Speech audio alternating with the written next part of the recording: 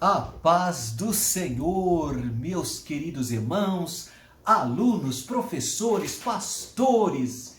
Que bom podermos refletir sobre a lição de número 9 da nossa Escola Bíblica Dominical da Casa Publicadora das Assembleias de Deus, CPAD. Tema dessa lição desse dia 28 de novembro, Paulo e sua dedicação aos vocacionados. Então, nessa aula, nós teremos o privilégio, a oportunidade de vermos como Paulo se preocupava, como ele cuidou das pessoas que tinham vocação. É um exemplo para nós. O nosso textual está em Atos, capítulo 20, versículo 28. Eu gosto demais desse textual. Ele diz assim: olhai, pois, por vós e por todo o rebanho, sobre o que o Espírito Santo vos constituiu bispos, para apacentares a igreja de Deus, que ele resgatou com o seu próprio sangue. Graças a Deus. Verdade prática. No reino de Deus, a liderança mais antiga zela pelas lideranças mais novas. Os jovens vocacionados precisam de cuidado e de zelo. E é tão bom a gente ser cuidado por alguém, né? Eu louvo a Deus, porque eu sempre fui muito abençoado. Desde quando eu trabalho na obra de Deus, eu congreguei muito tempo na cidade de Jundiaí, ali na Assembleia de Deus, Ministério Belém de Jundiaí, ali no Vianello. Primeiro foi o pastor Eliseu Queiroz, de saudosa memória. Um patriarca amoroso que cuidou muito bem de mim. Depois o seu sucessor, o nosso querido pastor Ezequias Soares. Uma fineza, um homem boníssimo, um homem culto, mas humilde. Eu tive uma escola abençoada, eu louvo a Deus pelo privilégio. E agora que eu congrego aqui, há mais de 10 anos, mais de 15 anos aqui em Campinas, e eu tenho por pastor o pastor Paulo Freire. É um homem de Deus. Eu realmente me sinto muito abençoado em fazer parte do ministério da Assembleia de Deus, Ministério Belém aqui em Campinas. Porque nós temos pastores experientes que cuidam da gente. Olha, é tão bom, né? Sempre tem um pastor supervisor, superintendente, fala: meu filho, eu estou orando por você. Isso é tão bom. E graças a Deus que nós temos esses homens e mulheres de Deus que já têm mais experiência e oram, e intercedem e cuidam da gente. Isso é uma bênção do Senhor. A leitura bíblica de classe está em Atos, capítulo 20, versículos 17 até o 34. Vamos pensar um pouquinho sobre o nosso textuário, porque é um textuário grande, então a gente tem que fazer uma reflexão. Primeira coisa, ele fala: olhai, pois, por vós e por todo o rebanho, sobre o que o Espírito Santo vos constituiu bispos. Então, olha só, é uma palavra exortativa. O contexto desse textuário está entre os versículos 17 a 30 do capítulo 20 do livro de Atos dos Apóstolos. E ele fala aqui que nós que estamos na frente de trabalho, seja na frente de uma congregação ou de um grupo de jovens, de louvor, não importa. Isso é importante que você fala para o seu aluno. Todos que estão em eminência, estão na liderança de alguma atividade, têm que ter a direção do Espírito Santo. Infelizmente tem muita gente que é carnal, irmão. É uma carnalidade. E não pode.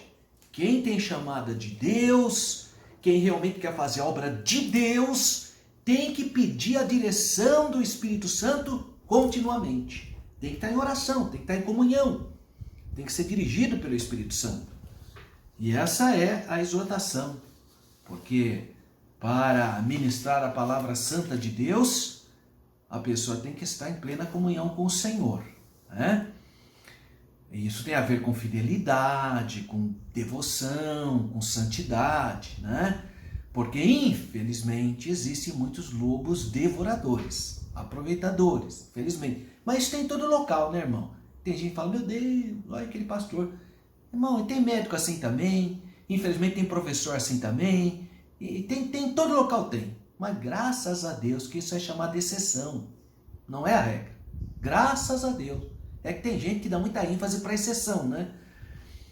E aí ele fala aqui, para apacentares a igreja de Deus, pastorear. Então está falando de pastor especificamente, nesse caso. Aí ele restringe, porque aqui ele está falando de quem pastoreia.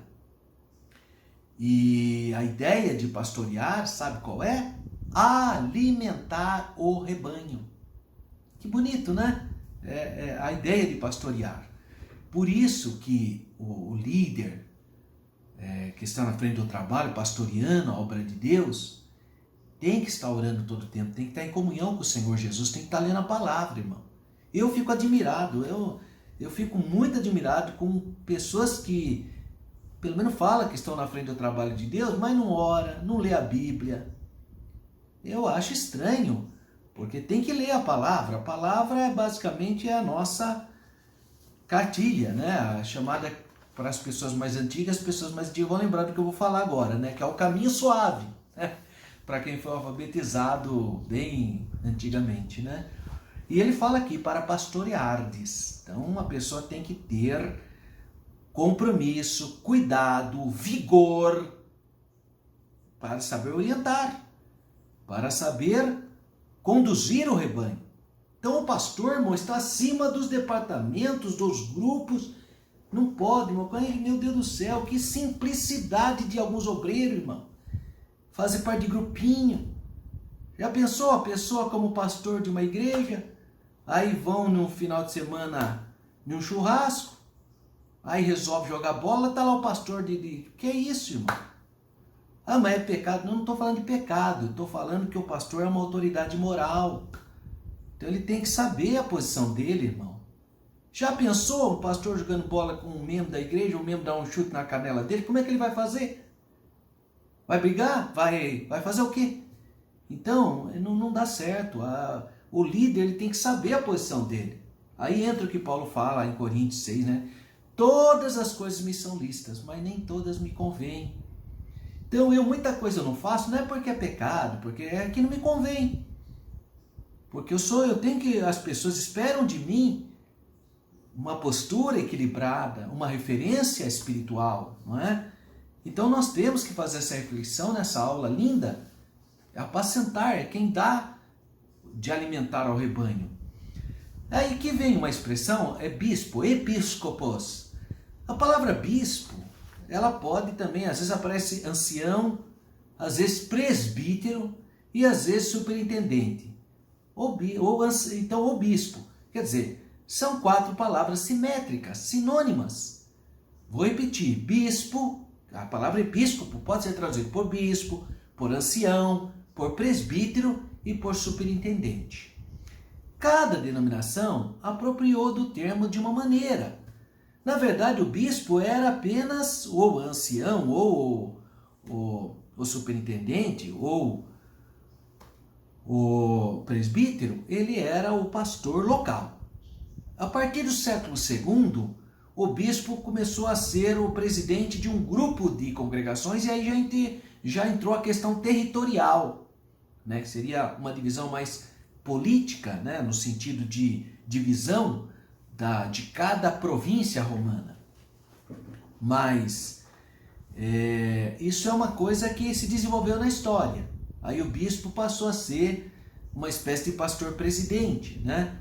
E dos demais. Mas isso foi um desenvolvimento histórico. Parece, pelo menos lendo ali as epístolas paulinas, ele constituía bispo em cada cidade, que é o ancião. Por que a gente não usa o termo ancião? Tem igreja que usa, mas a gente não usa muito esse termo porque para nós ancião é uma pessoa de idade, irmão. Aí chega lá na igreja, é um pastor novo, você fala ancião, quer dizer, fica meio estranho estar aqui um ancião, quer dizer, para quem não está acostumado com essa língua, quem está acostumado já está acostumado, né? Para ele é normal. Mas a maioria das pessoas, na nossa linguagem, ancião é uma pessoa idosa, uma anciã, um ancião, não é?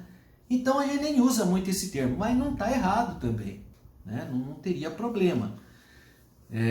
E é muito comum você encontrar também o próprio Senhor Jesus sendo chamado de pastor e bispo das nossas almas. Está lá em 1 Pedro 2,25. Jesus, o grande pastor das ovelhas, ou pastor e bispo das nossas almas, né? E o próprio Jesus, em João capítulo 10, especialmente no versículo 11, ele fala, eu sou bom pastor, né? Então é coisa linda mesmo. Naturalmente, um bispo, um supervisor, ou um ancião, um presbítero, ele deve fazer um trabalho de supervisão. A própria palavra fala supervisor, né? Agora, o que ocorreu com o tempo é que nem todo ancião era um bispo. Todo bispo era um ancião, mas nem todo ancião era um bispo, né? Então, mas essa é um processo histórico. Então, mas é um outro assunto, né? Que seria, quando a gente estuda história da igreja, a gente entra nesses pormenores da organização eclesiástica. Mas houve todo um desenvolvimento histórico, né? Agora, tem cargo que não existe na Bíblia, né, irmão? A pessoa fala aí, ó, o cardeal. O que é cardeal? Isso é um título da Igreja Católica. Você não tem na arquimandrita, que é um título da Igreja Ortodoxa, mas você não tem na Bíblia. Aí já é uma invenção que foi, né? A própria palavra arcebispo, né? Que seria o bispo primaz, né? O bispo maior, porque vem da palavra grega archon, bispos, né? Então archon seria governador, o bispo governador, né? O arcebispo. Mas isso tudo já é um processo histórico da igreja que vai desenvolvendo então essas novas nomenclaturas, né? Que nem hoje, não tem gente que se intitula apóstolo, e outro já intitula bispo primaz, e outro já se intitula patriarca, e assim vai, né? Os homens gostam mesmo dessas coisas, né? Agora a Bíblia, ela fala só desses cargos, né? Cooperador, diácono, presbítero, e que seria o bispo, ancião, o pastor. Então é mais restrito, né? Mas também não há problema nenhum, desde que não fira essencialmente a palavra de Deus. Não tem, a gente não é ignorante para achar, não. O que não pode é invencionice, apenas para honrar o homem, em vez de honrar Deus, né? Aí ele fala assim, que ele resgatou. Isso é importante, essa frase, porque a expressão resgatou poderia ser traduzido por resgate, ou compra, né? Seria comprou, ou a palavra obteve, né? Que ele obteve, ou o que seria mais plausível no Novo Testamento, a ideia é que libertou da destruição. Olha que bonito, né? A ideia. Então a expressão que ele resgatou seria aquele que nos libertou da destruição. Então é muito lindo isso, né? Ele fecha então, e ele resgatou com o seu próprio sangue. Bom, aqui eu já vi pessoas dizendo, irmão, tá vendo? Que tá falando que Deus comprou a igreja com o seu próprio sangue. Então, se Deus comprou, isso significa que Jesus é Deus. Sim, Jesus é Deus, irmão. Olha, é só ler o Evangelho de João, capítulo 1, versículo 1, mesmo já fala no princípio, era o verbo estava com Deus e o verbo era Deus. No versículo 14 diz, e o verbo, Deus, se fez carne. Então, duas naturezas. Então, tudo bem, Jesus é Deus, independentemente desse versículo. Nesse versículo, parece que está aqui em uso a expressão com o sangue do seu próprio. A tradução literal é porque a expressão do seu próprio, com S maiúsculo, tinha a ideia do filho. Comprou a igreja com o sangue do próprio filho. Só que não aparece a palavra filho. No original não tem, no grego ios não tem. Então tem só a expressão do seu próprio sangue. Mas é claro que está se referindo a Jesus, porque foi Jesus que comprou a igreja com o seu próprio sangue. E claro que Jesus é Deus também, né? Então não seria... Mas esses termos são termos que eram usados pela igreja primitiva. O seu próprio, né? Essa ideia do seu próprio, no sentido de próprio filho. A expressão filho só. A expressão filho amado. A expressão seu próprio filho. são expressões usadas pela igreja primitiva, tem até hinos que falam sobre essa expressão, seu próprio filho, né? Então, embora não aparece a palavra filho ali, mas obviamente que subentende, e é claro que Jesus é Deus. Jesus tem a mesma natureza do Pai, né? Olha só, João 3,16. Eu vou falar de maneira parafraseada para facilitar seu entendimento. O versículo diz assim, João 3,16, Evangelho de João. Porque Deus amou a humanidade, porque Deus amou o mundo de tal maneira que deu o seu Filho unigênito para que todo aquele que nele crê não pereça, mas tenha vida eterna. Agora, de maneira parafraseada, o Pai amou você que está me assistindo nesse momento de uma maneira tão ímpar, tão sui generis, tão especial, ao ponto de dar o único da sua espécie, porque a palavra unigênito vem do grego monogenes. Monos é um, e gen é de onde estão as características hereditárias do indivíduo, né? Então Jesus é o único que tem o DNA do Pai, por isso que nós adoramos Jesus, porque Jesus é Deus de Deus, louvado seja o nome do Senhor. Então, eu sei que muita gente usa esse versículo para explicar a divindade de Jesus, mas aqui nem há essa necessidade, porque a Bíblia é clara em dizer que Jesus é aquele que tem a mesma natureza do Pai, né? Muito bem, nós temos então agora o primeiro tópico, né? Depois da análise do texto áureo, nós temos o primeiro tópico, Éfeso, o ponto de aprendizado dos vocacionados, né? Éfeso, então, é uma cidade importante. Agora, olha só, Éfeso é uma cidade que atualmente está na Turquia. Ela era uma cidade, a principal cidade da província da Ásia Menor. Então, Éfeso fica na Ásia. A Turquia é um dos únicos países, né, que tem 97% do seu território na Ásia e 3% na Europa, né? A cidade de Istambul fica exatamente entre a Europa, é separada pelo Golfo de Bósforo, né? Pelo Bósforo, o Mar Bósforo. E então um pedacinho, que é a antiga Trácia, 3% da Turquia fica ainda na Europa e o resto na Ásia. E Éfeso fica na Ásia. Eu tive a oportunidade de visitar Éfeso, tem ainda as ruínas, é uma cidade muito preservada, né? O nosso último grupo que eu levei para Israel, nós passamos pela Turquia, porque nós visitamos as 7 igrejas da Ásia, né? Então, Éfeso foi um ponto de partida muito relevante. Paulo ficou 3 anos e meio, basicamente, em Éfeso, ensinando, capacitando, orientando os seus discípulos, as pessoas que eram vocacionadas, os novos líderes. Então, Paulo e o despertamento de novas vocações. Olha só, nós temos vários nomes que podemos citar de pessoas que tiveram na escola, fala a escola de Trajano, né? Mas a escola em Éfeso, onde Paulo ensinou, a gente nem sabe onde é. Eu perguntei para o guia turístico lá na Turquia, quando eu estava em Éfeso, onde era a escola que Paulo dava ensinamento, né, da palavra de Deus. Então ele falou, nós não temos como dizer, né? Mas aqui está as ruínas da cidade, a gente vê que era uma cidade muito próspera, era um porto. Hoje não é nem porto mais, porque foi assoreando com esses últimos 2000 anos de história, a cidade acabou ficando um pouquinho longe do mar, mas era um grande porto na época de Paulo. E nomes como Timóteo, Sópatro, Segundo, Trófimo, Tíquico, Tito, Aristarco, Filemon e outros tantos foram então dessa escola teológica, né? São pessoas vocacionadas, Gaio também, né? E outros que tiveram o privilégio, a oportunidade de ser ensinado pelo próprio apóstolo Paulo. É uma bênção tremenda, né, irmão? E Paulo, irmão, sempre foi um mestre inspirador, né? Porque ele criou filhos na fé, né? Então havia uma afeição pela vida dele, pelo carinho, porque era um homem ensinador, um homem que realmente tinha discernimento, né, em descobrir novos talentos, né, líderes, e que ele preparava então para a obra de Deus.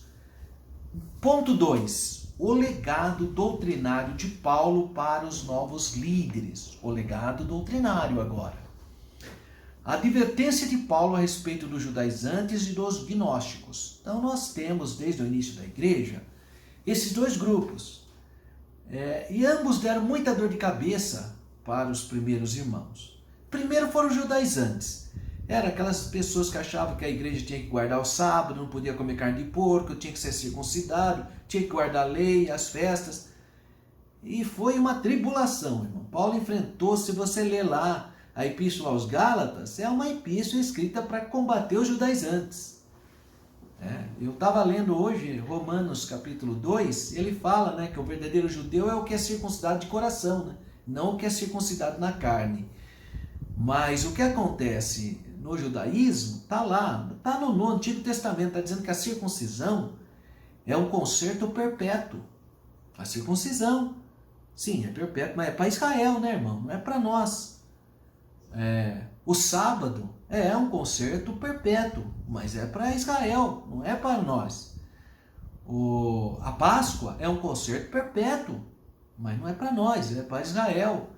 Lavar os pés é um concerto perpétuo. Tá vendo quanto concerto perpétuo que tem? Mas é para Israel. O nosso caso foi definido no Concílio de Jerusalém, capítulo 15. O que diz lá?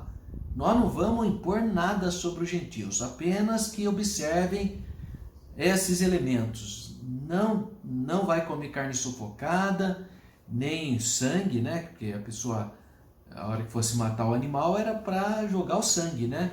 Então não é para comer carne sufocada, nem o sangue, né? Nem com a carne com o sangue, nem o sangue. De animal, claro, né? Que não tem nada a ver com transfusão de sangue.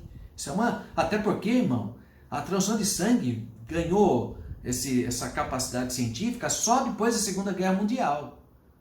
Quer dizer, então não tem sentido os apóstolos de Jerusalém falar para os irmãos não comer sangue, sendo que nem havia transfusão de sangue naquela época. Não tinha. Transfusão de sangue é de 1945, a partir de 1938, né, que começou a Segunda Guerra Mundial.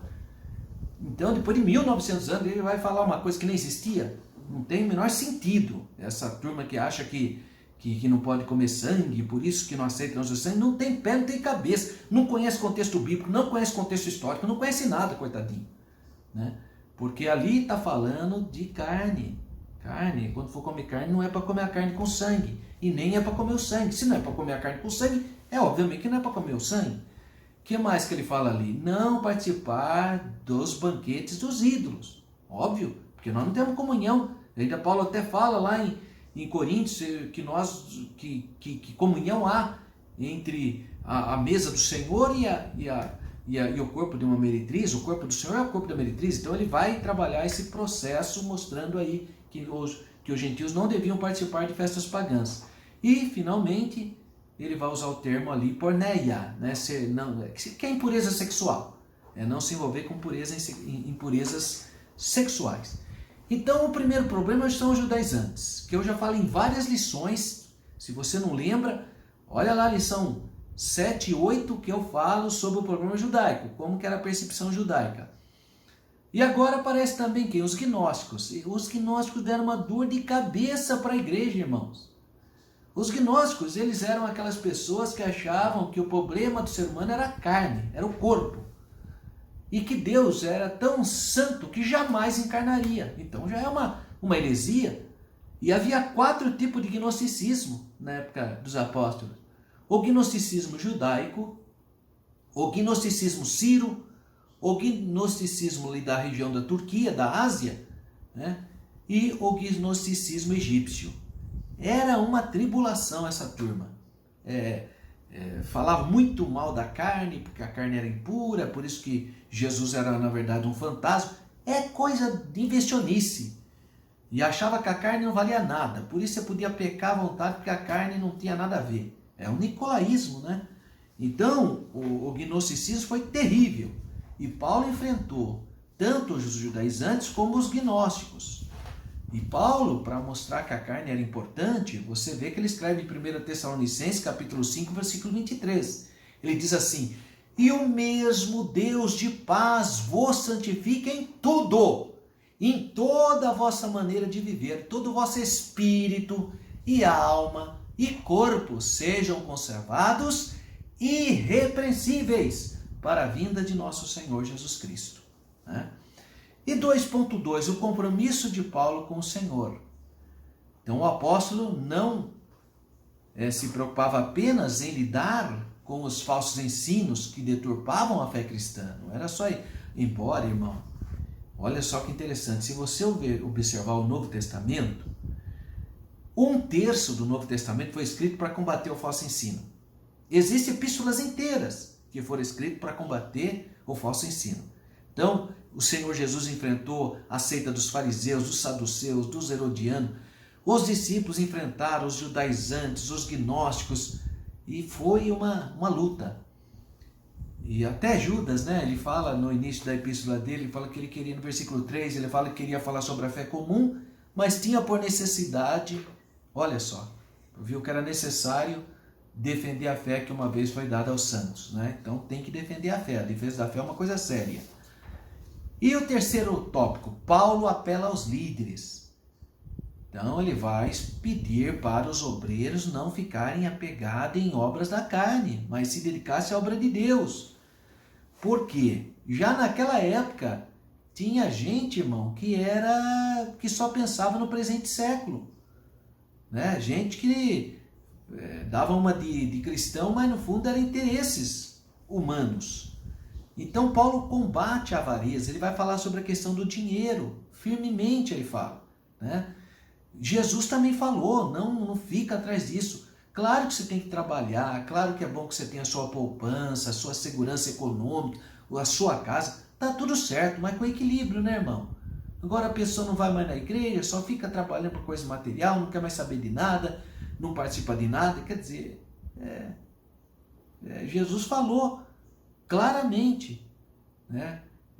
Ajuntais tesouros no céu, onde a traça e a ferrugem e os ladrões não podem minar nem roubar o tesouro do céu. E aí ele fecha com algo que eu tenho que fazer essa reflexão séria. Ele fala, porque aonde estiver o teu tesouro, ali estará o teu coração. Já pensou, irmão? Olha que palavra. E Paulo, então, vai falar. Aliás, Paulo explica muito isso, essa questão de pessoas que querem viver integralmente na igreja. Precisa tomar cuidado, irmão. A gente não pode ser pesado na obra de Deus. Tem gente que você pede por irmão, vai buscar aquele outro. Irmão, eu não tenho gasolina. Quanto você vai pagar? Não, eu sei que a gente tem que ajudar, claro, você pode ajudar. Mas não pode ser assim, irmão. Tudo só pensa em dinheiro? Tudo que você pede, não, para mim não dá. Quer dizer, porque só pensa em coisas materiais. Uma das características da igreja cristã é o voluntarismo. É o altruísmo. Tá? O altruísmo.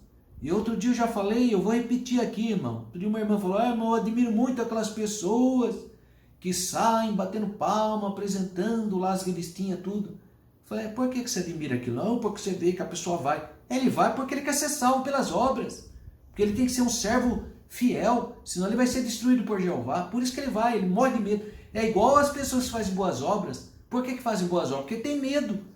Porque acha que vai ser salvo pelas obras. Aí fica aí fazendo boas obras para baixo e para cima. Não, irmão, sabe o que eu admiro? Você que já é salvo, você já é salvo, você podia ficar na sua casa, você já é salvo. O sangue de Jesus já te purificou de todo pecado. Mas mesmo assim você está ali jejuando, orando, e vai na escola dominical, e vai levar a palavra de Deus. Isso é altruísmo. Isso que é de admirar. É isso que Paulo está falando. Nós precisamos ter esse sentimento de altruísmo. Sobre o cuidado pessoal do obreiro, Paulo fala aqui em Atos 20, 28, olhai, pois, por vós mesmos. Então, irmão, você precisa dar prioridade para sua família, para sua esposa, para os seus filhos, para os seus pais, para a sua denominação. Viu, irmão? Eu observo, tem gente, irmão, que chega na igreja é um trapo. Uma pessoa completamente desqualificada. Aí a pessoa aceita Jesus, devagarzinho vai crescendo, arruma um emprego melhor, faz uma faculdade, aí que está lá, né, no alto, tudo. Agora essa igreja não serve mais para mim. Os irmãos são muito simples. Agora eu preciso de uma igreja mais elitizada. Olha que coisa feia, irmão. Que coisa feia. Quer dizer, quando veio tudo arrebentado com os irmãozinhos simples te acolheram, agora só porque Deus abençoou, em vez da pessoa ser mais grata e ajudar os outros, agora não serve mais para mais. Agora essa igreja não serve mais para mim, irmão. Agora é só outro nível. Olha que fraqueza, irmão. Que falta de discernimento espiritual. E sobre a ameaça dos lobos cruéis, que vem aqui a advertência de Paulo. Irmão, ele vai falar sobre isso. É uma metáfora, né? Claro que é uma comparação alegórica, né? Mas, infelizmente, tem os falsos mestres, eles nem aparecem como lobos. Os falsos mestres aparecem como as pessoas melhores da face da terra. São psicopatas, irmãos. É igual esse psicopata que parece que é uma pessoa boa, trabalhador, bom marido. É um assassino. E, infelizmente, isso tem também na área das igrejas. Você pensa que a pessoa... Só que Deus está vendo tudo, né, irmão? Por isso que a gente precisa orar e pedir para Deus cobrir a igreja com o sangue dele. E o que faz com que esses lobos cruéis não venham atacar o rebanho? É estudo da palavra, oração, busca do batismo no Espírito Santo. É buscar o sobrenatural de Deus. É falar sobre a volta de Jesus, porque isso incomoda quem não está firme com Jesus. Um dia uma pessoa falou para mim, eu não gosto de ir na sua igreja não. Eu falei, mas por quê? Porque lá o pastor só fala que Jesus está voltando, me dá um medo. Oi? Eu falei, mas então você não tem certeza da sua salvação? Como isso? Com que está um medo? Ora, se nós somos a noiva, nós temos que estar preparados, cada dia mais se preparando, agora a pessoa tem medo. Por isso que tem que falar mesmo. Jesus está voltando, se prepara. Né? Glória a Deus. E as considerações finais. A vida do apóstolo Paulo deixa um grande legado para os obreiros da atualidade. Para mim, eu aprendo muito com essa lição. Essa lição é bênção de Deus. Sua maneira de despertar suas vocações, né? Novas vocações, a herança doutrinária para a nova geração. E é tempo de a gente despertar as vocações, animar as pessoas que têm vocação. Né? Tão lindo isso. Se Deus permitir, irmão, eu pretendo ministrar essa lição na sede do setor do Jardim Chapadão com meu amigo pastor Paulo e irmã Débora, a esposa dele. Eu pretendo ministrar essa aula ali na Igreja Assembleia de Deus. Mas eu vou colocar no meu Facebook, se você quiser acompanhar a ministração, nesse domingo, 28 do 11, eu estarei na Igreja Assembleia de Deus, Ministério Belém, Jardim Chapadão, com meu amigo pastor Paulo e irmã Débora, que é a esposa dele. E todos os amados irmãos ali, estaremos cooperando com os amados irmãos. E você é o nosso convidado. Se não puder ir, você pode nos acompanhar, que eu vou colocar no meu Facebook, tá? Você pode assistir ao vivo essa aula, tá bom, meu amigo? Compartilha o nosso vídeo, o nosso áudio, entra aí no nosso site, porque tem muita coisa boa, tem muitos detalhes que eu dou no comentário desse versículo. É o meu site, www.professoralberto.com.br. Compartilha com um amigo uma lição dessa, tão rica, né, irmãos? E eu quero convidar você que tem condições econômicas. Eu sei que nós estamos numa época difícil, mas tem irmão que tem condições econômicas. Vamos conosco fazer um curso teológico em Israel, né? Uma imersão. É uma bênção, é uma visita histórica, geográfica, espiritual e turística também, né? Se Deus nos permitir, 24 de março de 2022, 1º de abril de 2022. Estão aí os telefones, os contatos, mas liga logo. Você pode dividir até em 22 vezes. E é uma riqueza, ainda mais você que é um professor, você que é um pastor, você que é um líder, irmão do ciclo de oração, é bênção. Viu? Se você tiver condições econômicas, faça essa viagem, você vai ser muitíssimo abençoado. Que Deus continue abençoando a sua vida. Um grande abraço, fique na paz do Senhor.